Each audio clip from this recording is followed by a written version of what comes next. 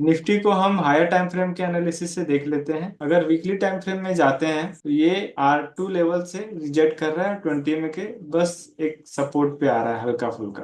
One day के time frame में आते हैं, ये S1 प्रीवियस मंथ लो के लेवल से नीचे उतर गया है। प्राइस की क्लोजिंग S1 प्रीवियस मंथ लो के नीचे है, इसका मतलब ये प्रॉपर अब डाउन ट्रेंड में आ गया है और यहाँ से एक रिजेक्शन अच्छा खासा मिलेगा। डाउन साइड में हमारा जो टारगेट है वो नीचे के लेवल का होगा। हम नीचे में कौन से लेवल पे इमीडिएट टारगेट बुक करेंगे, इसके लिए हम 1 घंटे के टाइम फ्रेम में आते हैं। अगर 1 घंटे के टाइम फ्रेम में देखें तो ये प्रीवियस वीक लो और S1 इसके बीच इसके नीचे चला गया है। तो अब ये डिसेंडिंग CPR पे है और नैरो CPR पे भी है, तो इसका प्राइस का मोमेंटम फास्ट मिलेगा और इसका नेक्स्ट टारगेट हो जाएगा S2। अगर इसको ऊपर जाना होगा, जब तक ये अपना S1 प्रीवियस वीक लो के ऊपर नहीं चले जाता तब तक ऊपर नहीं जाएगा, मुश्किल रहेगा। आते हैं 5 मिनट के टाइम फ्रेम पे। अगर 5 मिनट के टाइम फ्रेम का एनालिसिस आज देखें तो पहला कैंडल बुलिश बना था और VWAP के भी ऊपर था और डेज ओपन का जो लाइन है उसको हम लगा लेते हैं। जब भी डेज ओपन का लाइन CPR के बीचों बीच बनता है और नैरो CPR होता है तो बड़ा मोमेंटम मिलता है, ये हमने पहले भी डिस्कस किया हुआ है। पहला कैंडल बुलिश बना लेकिन VWAP के नीचे था 20 में और ऊपर जब जा रहा था तब भी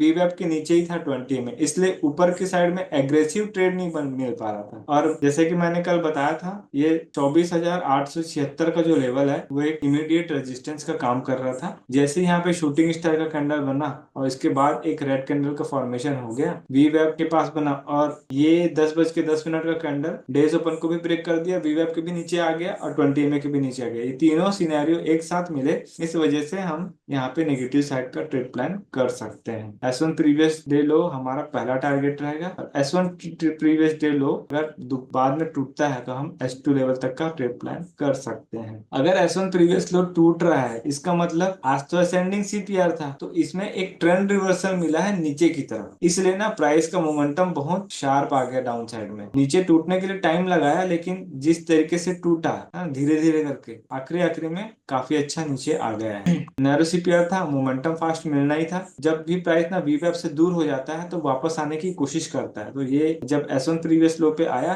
तो काफी दूर हो गया था, ये वापस पास आया 20 पे। 20 में जब जब प्राइस आया रिजेक्शन किया है, जब जब 20 में से रिजेक्शन ले रहा है हमको वहां पे पुट की बाइंग छोटी छोटी मिल जा रही है। तो ये था आज का एनालिसिस। अब आते हैं हम अगले दिन का एनालिसिस। नेक्स्ट डे में वाइडर CPR बन रहा है और डिसेंडिंग CPR है। जब CPR पे आएगा तब हम रिवर्स ट्रेड प्लान करेंगे, यानी कि पुट की बाइंग करेंगे और टारगेट क्या रहेगा, पहले S1 प्रीवियस डे लो, उसके बाद नेक्स्ट टारगेट रहेगा S1। प्राइस का मोमेंटम फास्ट मिलेगा क्योंकि आज का जो ट्रेड था उसका एक और शूटअप हमको कल के दिन में मिल सकता है। जैसे ही CPR पे आता है वहां से एक रिजेक्शन मिलेगा और S1 प्रीवियस डे लो पे हमको एक टारगेट मिल जाएगा और S1 भी टूट सकता है नीचे, क्योंकि 1 घंटे के टाइम फ्रेम में अगर हम जाते हैं तो S2 का लेवल आ रहा है 24,235 का। 24,235 का लेवल हम लोग को आने वाले 2-3 दिनों में हमको मिल सकता है। कल वाइडर CPI तो हो सकता है कल एकदम से ना मिले, मिल गया तो अच्छी बात है, नहीं मिला तो कोई प्रॉब्लम नहीं है, लेकिन कल के दिन में जैसे CPR से रिजेक्शन करेगा ना हमको इमीडिएट एक तो प्रॉफिट बुक कर लेना है। प्रीवियस डे लो से अगर एक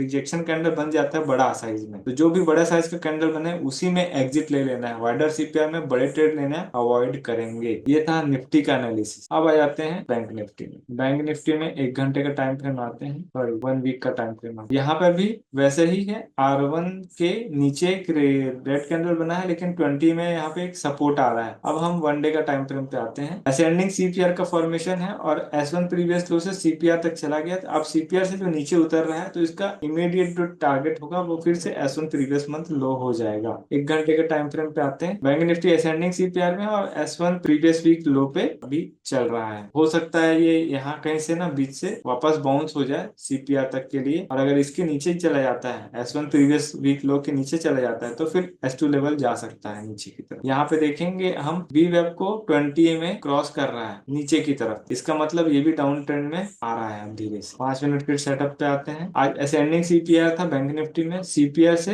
फिर से रिजेक्शन हुआ और जैसे ही VWAP के नीचे 20 में उतरा हमको एक डायरेक्शन का क्लियरिटी मिला नीचे की तरफ में और ट्रेड पूरा नेगेटिव हो गया डाउन साइड ट्रेड हो गया। जैसे S1 प्रीवियस लो ब्रेक हुआ, S2 लेवल हमको मिल गया, और S2 लेवल से नीचे उतर के, क्योंकि S2 और S3 के बीच में डिस्टेंस ज्यादा है तो 50% का टारगेट यहाँ पे मिल गया। अब आते हैं नेक्स्ट CPR में, ये बना है डिसेंडिंग और वाइडर। तो जैसे ही CPR के पास में आएगा फिर से यहाँ पर से एक रिजेक्शन मिलेगा और नीचे की तरफ में ट्रेड मिलेगा। कि नीचे कहाँ तक गिर सकता है, इसके लिए हमको 1 डे के टाइम फ्रेम पे आ जाना है। यहाँ पे आप देखिए लेवल आ रहा है 50,726 का, तो इस लेवल तक जा सकता है बैंक निफ्टी 50,726, यानी कि ये काफी नीचे आ रहा है। 50,726 का लेवल यहाँ कहीं तक आ रहा है, तो हम पहला टारगेट 51,000 का हो जाएगा डाउन साइड में। 51,000 टूटेगा तब नीचे की तरफ में ट्रेड प्लान करेंगे, लेकिन कल वाइडर CPR है तो हो सकता है कि यहीं तक ट्रेड बने, उसके बाद फिर देखा जाएगा आगे क्या करना है। तो ऐसा है बैंक निफ्टी और निफ्टी। आने वाले टाइम में हमको अगर अपसाइड का ट्रेड मिलता है तो हमको सेलिंग पे जाना है ना। कॉल बाय की अपेक्षा आप पुट सेल कर लीजिए, और अगर CPS नीचे उतरता है तो पुट बाइंग करेंगे। ओपन इंटरेस्ट में यहाँ पे दिखा रहा है कि कॉल राइटर्स ज्यादा है, पुट राइटर्स कम ओके। है, तो इस वजह से ना यहाँ पे एक